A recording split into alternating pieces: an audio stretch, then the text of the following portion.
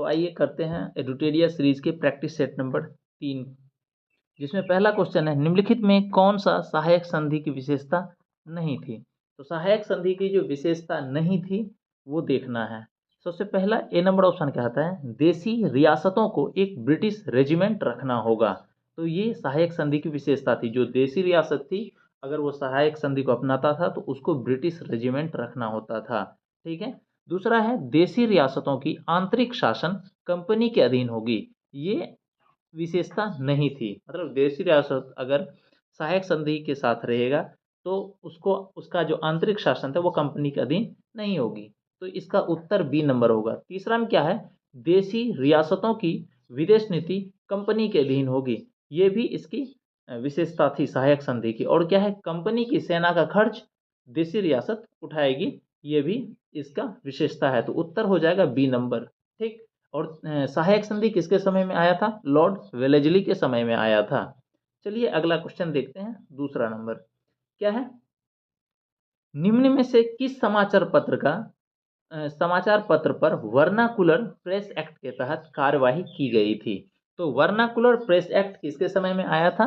Vernacular press act जो आया था लॉर्ड लिटन के समय में आया था 1878 ईस्वी में। और जिस समाचार पत्र पर कार्यवाही की गई थी ये था भारत मिहिर। बी नंबर इसका उत्तर होगा।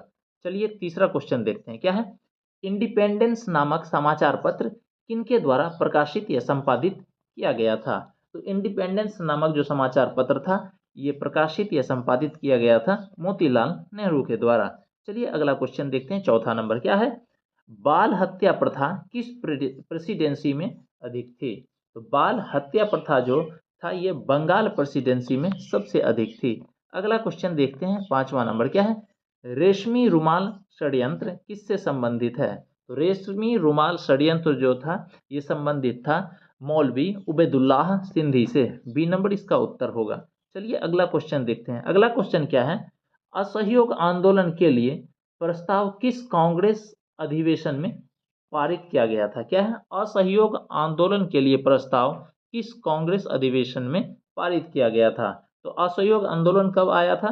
1 अगस्त 1920 को। और इसका जो असहयोग आंदोलन का प्रस्ताव पारित किया गया था ये किया गया था नागपुर अधिवेशन 1920 में। इसका सी नंबर उत्तर होगा। चलिए अगला देखते हैं। अगला क्या है, निम्नलिखित में कौन पारिस्थितिकी तंत्र के विषय में सही नहीं है। ठीक है, जो पारिस्थितिकी तंत्र के विषय में सही नहीं है वह क्या है, यह एक बंध तंत्र है। बिल्कुल ये सही नहीं है, इसका पहला ही आंसर होगा। बाकी तीनों ऑप्शन जो है ये पारिस्थितिकी तंत्र के विषय में सही है। इसकी अपनी उत्पादकता होती है, यह एक प्राकृतिक संसाधन तंत्र है, यह एक कार्यशील इकाई है। ये तीनों होगा तो इसका उत्तर ए नंबर हो जाएगा। चलिए 8वां नंबर क्वेश्चन देखते हैं। 8वां नंबर क्वेश्चन क्या है, निम्नलिखित में कौन प्रसिद्ध जैविक हॉटस्पॉट है। क्या है, प्रसिद्ध जैविक हॉटस्पॉट जो पश्चिमी घाट है ये प्रसिद्ध जैविक हॉटस्पॉट है। ठीक, पश्चिमी घाट जानते हैं ना, भारत के इस क्षेत्र को पश्चिमी घाट कहा जाता है। ये प्रसिद्ध जैविक हॉटस्पॉट है। चलिए अगला 9 नंबर क्वेश्चन देखते हैं। 9 नंबर क्वेश्चन में है, किस चक्र के संचालन में सौर विकिरण की महत्वपूर्ण भूमिका होती है। क्या है, किस चक्र के संचालन में सौर विकिरण की महत्वपूर्ण भूमिका होती है। तो जल चक्र होगा, इसका उत्तर बी नंबर होगा। चलिए 10वां नंबर देखते हैं। क्या है, गौतम बुद्ध ने संघ में भिक्षुणी या स्त्री को प्रवेश की अनुमति कहाँ दी थी। क्या है, गौतम बुद्ध ने संघ में भिक्षुणी या स्त्री की प्रवेश की अनुमति कहाँ दी थी? यह वैशाली में दी थी। ए नंबर इसका उत्तर होगा। चलिए देखते हैं अगला क्वेश्चन 11 नंबर। ठीक, 11 नंबर क्वेश्चन क्या है, भारत के किस क्षेत्र में सर्वाधिक दैनिक तापांतर पाया जाता है। क्या है, भारत के किस क्षेत्र में सर्वाधिक दैनिक तापांतर पाया जाता है। तो ये मरुस्थलीय क्षेत्र में है। ठीक है, सी नंबर इसका उत्तर होगा। अगला क्वेश्चन क्या है, 3 जनवरी को उपसौर की घटना होती है। ठीक है, इस दिन क्या होता है, इस दिन जो होता है फोटो के माध्यम से देख लेते हैं। जैसे ये सन है और इलेप्टिकल पाथ पर इस तरह से पृथ्वी चारों तरफ घूमती है। एक बार पृथ्वी यहाँ रहेगी और एक बार यहाँ रहेगी। यहाँ जब रहेगी तो पृथ्वी और सूर्य के बीच की दूरी सबसे कम होगी तो उपसौर होगी, जिसको इंग्लिश में पेरिहेलियन कहते हैं। तो इसका उत्तर हो जाएगा सी नंबर। इस दिन पृथ्वी सूर्य की दूरी सबसे न्यूनतम होगी, ठीक है। और उसके बाद जब यहाँ पर रहेगी तो ये जो होता है उपसौर की, जो जिस दिन कम रहती है, ये 3 जनवरी को होता है उपसौर, पृथ्वी और सूर्य की दूरी न्यूनतम होती है। और जब अधिकतम होती है तो वहां पर अपसौर होता है, उसको एपिहेलियन कहते हैं, ठीक है, जो डी नंबर ऑप्शन में दिया हुआ है। इस दिन पृथ्वी सूर्य की दूरी सबसे अधिक होती है, तो यहाँ होती है, यह 4 जुलाई को होता है एपिहेलियन में, इस दिन सबसे अधिक होती है, ठीक है। तो इसका उत्तर जो होगा 3 जनवरी को जो उपसौर होती है, पेरिहेलियन होती है, ये न्यूनतम होती है, इसका उत्तर हो जाएगा सी नंबर। चलिए अगला क्वेश्चन देखते हैं। अगला क्या है, कौन सी भूकंप तरंगे सबसे अधिक विनाशकारी होती है? क्या है, कौन सी भूकंप तरंगे सबसे अधिक विनाशकारी होती है? तो एल तरंगे जो होते हैं ये सबसे विनाशकारी होती है। अगला 14 नंबर में कहता है कौन सा सही सुमेलित है? इसको देखना है कौन सा सही सुमेलित है। जैसे रेड क्लिफ रेखा दिया हुआ है, रेड क्लिफ रेखा में दिया है भारत और चीन के बीच में, नहीं, रेड क्लिफ रेखा है भारत और पाकिस्तान के बीच में, ठीक है। दूसरा दिया हुआ है डूरंड रेखा, तो डूरंड रेखा क्या है, भारत और पाकिस्तान के बीच में, नहीं, ये अफगानिस्तान और पाकिस्तान के बीच में दिया हुआ है। किसके किसके बीच में? अफगानिस्तान और पाकिस्तान के बीच में। उसके बाद क्या है, मैगी नॉट रेखा, तो मैगी नॉट रेखा है फ्रांस और जर्मनी के बीच में, यह सही सुमेलित है, सी नंबर। उसके बाद हिंडनबर्ग रेखा, तो हिंडनबर्ग रेखा जो है ये फ्रांस और बेल्जियम दिया हुआ है, बिल्कुल गलत है, यह जर्मनी और पोलैंड के बीच में है। किसके? हिंडनबर्ग रेखा है जर्मनी और पोलैंड के बीच में। इसका आंसर हो जाएगा मैगिनॉट रेखा, जो सही दिया हुआ है फ्रांस और जर्मनी के बीच में। रेड क्लिफ किसके किसके बीच में? भारत पाकिस्तान के बीच में। डूरंड रेखा है अफगानिस्तान पाकिस्तान के बीच में। मैगिनॉट रेखा फ्रांस और जर्मनी के बीच में। और हिंडनबर्ग रेखा जापान और पोलैंड के बीच में। इसका उत्तर सी नंबर हो जाएगा। चलिए अगला क्वेश्चन देखते हैं 15 नंबर। 15 में क्या है, निम्नलिखित में कौन सी पर्वत श्रृंखला सबसे लंबी है? तो जो सबसे लंबी पर्वत श्रृंखला है यह है एंडीज, डी नंबर इसका उत्तर होगा। चलिए सबके बारे में देख लेते हैं, ठीक है। हिमालय एशिया में है, ठीक है।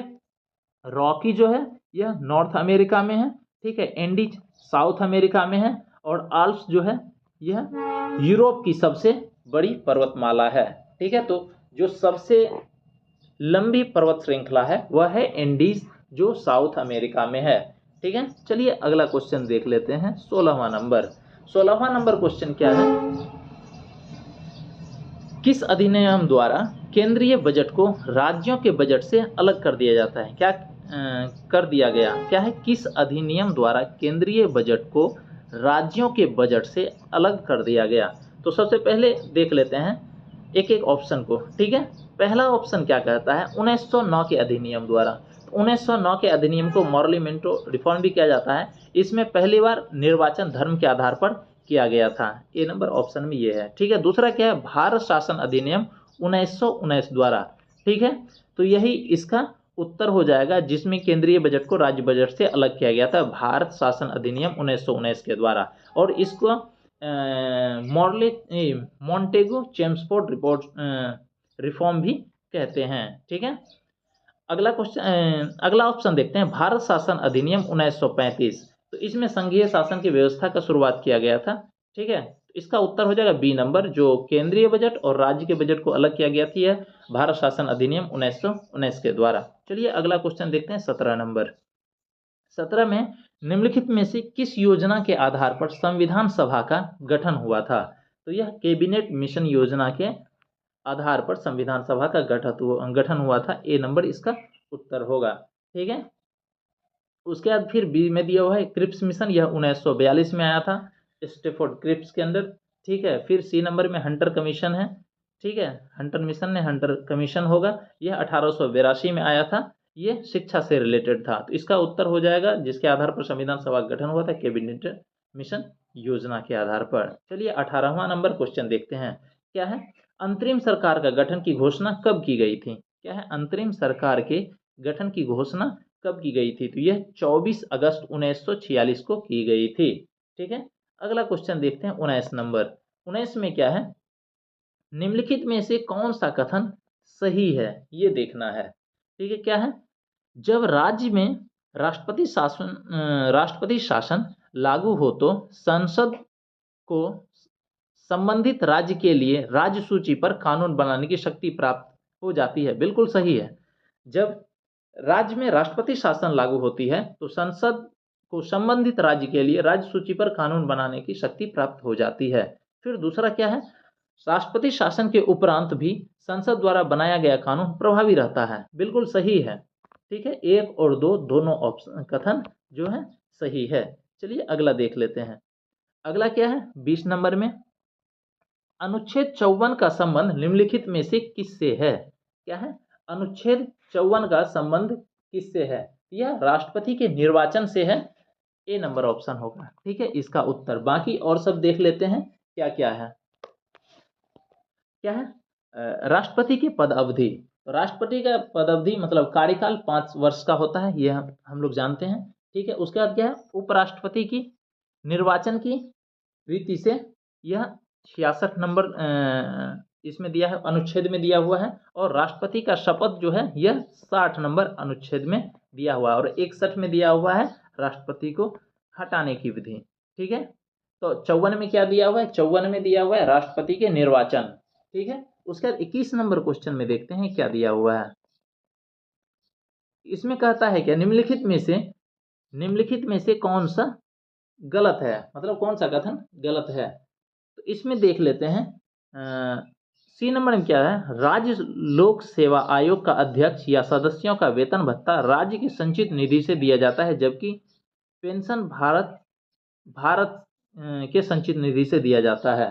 तो ये जो है यह कथन गलत है इसका। ठीक है, अगला क्वेश्चन हम लोग देख लेते हैं। 22 नंबर में क्या है? वित्त आयोग के संबंध में निम्न कथनों पर विचार कीजिए। क्या कहता है? वित्त आयोग के संबंध में निम्न कथनों पर विचार कीजिए। सबसे पहले देखते हैं वित्त आयोग का आर्टिकल कितना नंबर है? आर्टिकल 280 जो है यह वित्त आयोग से रिलेटेड है। आगे फिर कहता है वित्त आयोग में एक अध्यक्ष पद वो 10 सदस्य होगी। बिल्कुल सही है। ठीक है, उसके बाद क्या दिया हुआ है? इनका कार्यकाल राष्ट्रपति के आदेश के तहत होता है, ऐसा कुछ नहीं है। ठीक है, इनकी पुनर्नियुक्ति नहीं हो सकती है, ये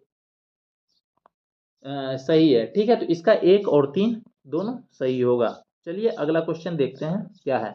निम्न में से कौन आरबीआई की मौद्रिक नीति का मात्रात्मक उपकरण है? क्या है? निम्न में से कौन आरबीआई की मौद्रिक नीति के मात्रात्मक उपकरण है? जैसे वैधानिक तरलता अनुपात, ठीक, नगद आरक्षित अनुपात और खुले बाजार की क्रियाएं, यह तीनों है। ठीक है, अगला क्वेश्चन देख लेते हैं क्या है। प्रधानमंत्री किसान संपदा योजना का मुख्य उद्देश्य क्या है? प्रधानमंत्री किसान संपदा योजना का मुख्य उद्देश्य क्या है? तो इसका मुख्य उद्देश्य है खाद्य प्रसंस्करण को बढ़ावा देना। सी नंबर इसका उत्तर होगा। चलिए अगला क्वेश्चन देखते हैं। निम्नलिखित में से कौन सा समिति FRBM के अधिनियम से संबंधित है?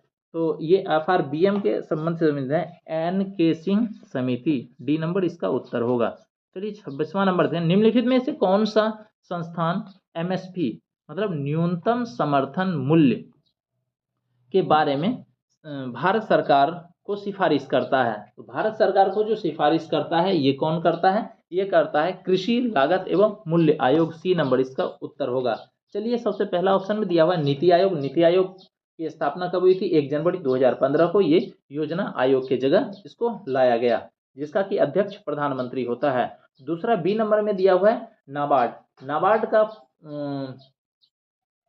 फुल फॉर्म होता है national bank for agriculture and rural development, जिसका की स्थापना शिवरमन कमेटी के अध्यक्षता में हुई थी 12 जुलाई 1982 ईस्वी को। ठीक है, तो क्वेश्चन में जो दिया हुआ है MSP जो भारत को सिफारिश करता है वो कौन है? कृषि लागत एवं मूल्य आयोग। यह होगा सी नंबर इसका उत्तर। चलिए अगला देखते हैं 27 नंबर। 27 में क्या है?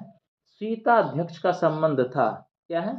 सीता अध्यक्ष का संबंध किससे था? भूमि कर विभाग से। अगला क्वेश्चन देख लेते हैं 28वां नंबर। 28वां नंबर क्वेश्चन में क्या है?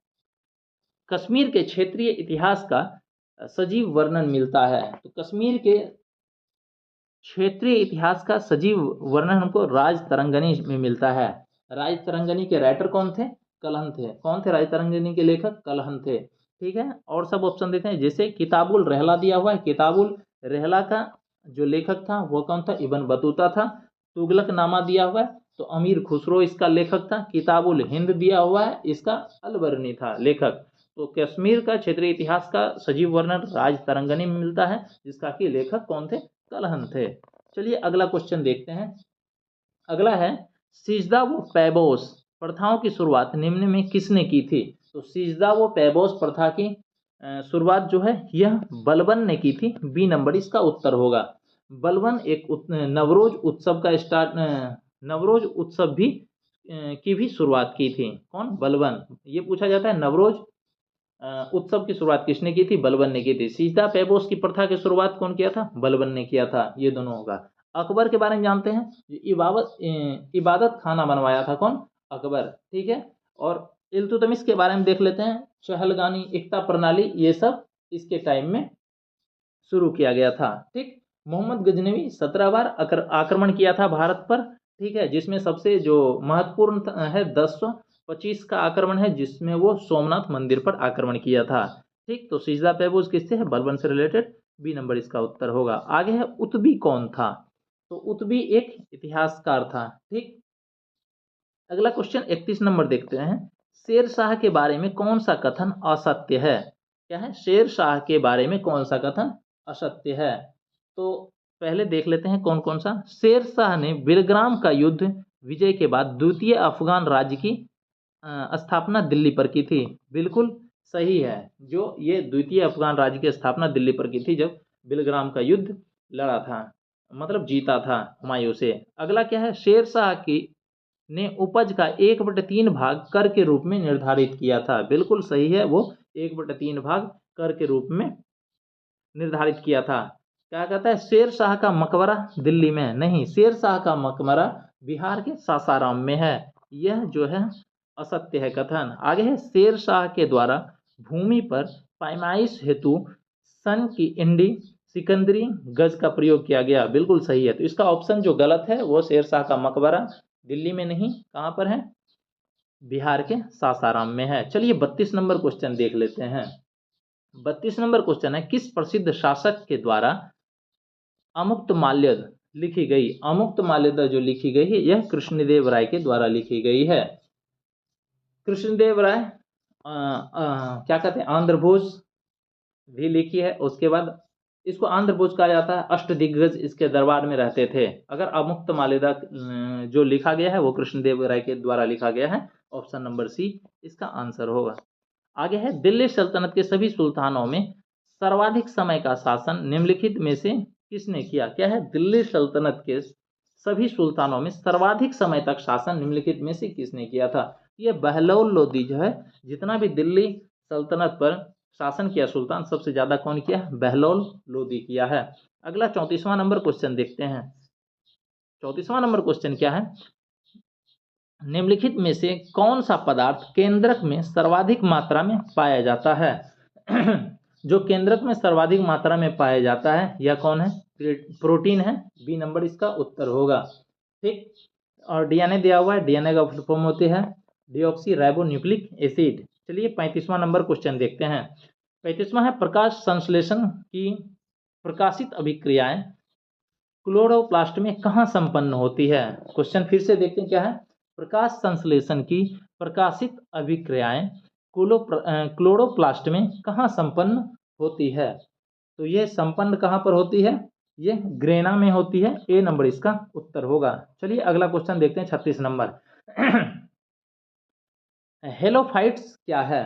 तो हेलोफाइट्स वे पौधे हैं जो लवणों वाली मिट्टी में उगते हैं। हेलोफाइट्स क्या है? जो लवणों वाले मिट्टी में उगते हैं। तो डी नंबर इसका उत्तर होगा। वे पौधे जो लवणों वाले मिट्टी में उगते हैं। अगला 37 नंबर क्वेश्चन क्या आता है? निम्नलिखित में से कौन सा टेस्ट एड्स के लिए किया जाता है? तो कौन सा टेस्ट एड्स के लिए किया जाता है? तो जो पीसीआर टेस्ट है यह भी एड्स के लिए किया जाता है।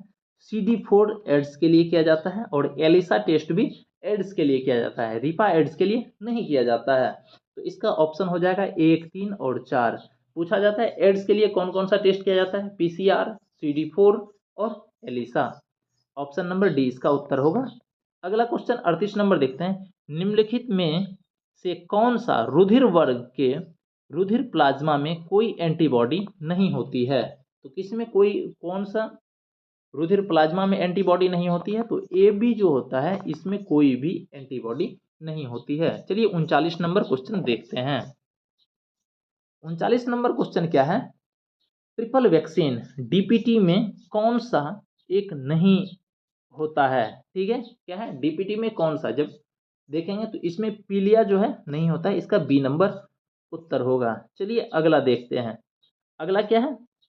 अल्फा कण का द्रव्यमान हीलियम के एक अणु के बराबर होता है। क्या है? अल्फा कण का द्रव्यमान हीलियम के एक अणु के बराबर होता है। इसके आवेश किसके बराबर होते हैं? तो इसके आवेश 2 प्रोटॉन के बराबर होते हैं, इसका बी नंबर उत्तर होगा। चलिए 41 नंबर क्वेश्चन देखते हैं। 41 नंबर क्वेश्चन क्या है?